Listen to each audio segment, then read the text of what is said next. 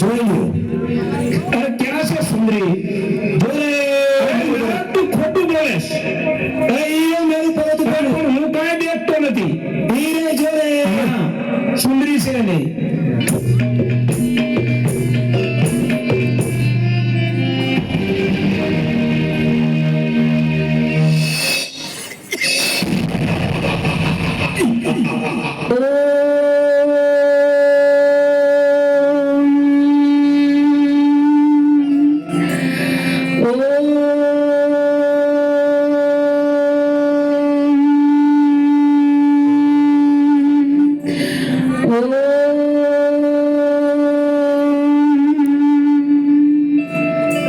અરે સુંદરી, તું પણ અમારી પટરાણી બની જા. તારી તપસ્યા છોડી દે અટાણે. અરે બાળકો, આ શું? મારી તપસ્યા શા માટે ભંગ કરાવી? તમે જાણતા નથી કેવડું મોટું પાપ કર્યું છે તમે. આના માટે તમને મૃત્યુ દંડ પણ મળી શકે.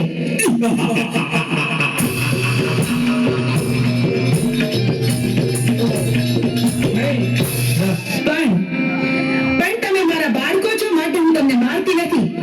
માટે જાઓ, પાછા ચાલ્યા જાઓ અહીંથી.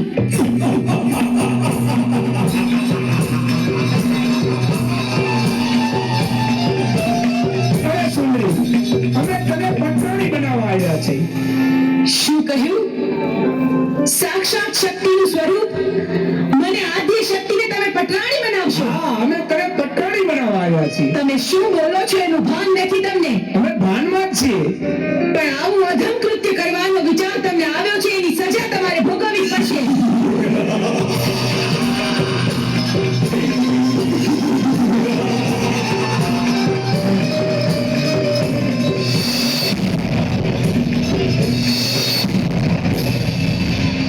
મારા ક્રોધના અગ્નિથી હું તમને ભસ્મીભૂત કરી દઈશ. પણ વારમાં તમારો સંહાર કરીશ.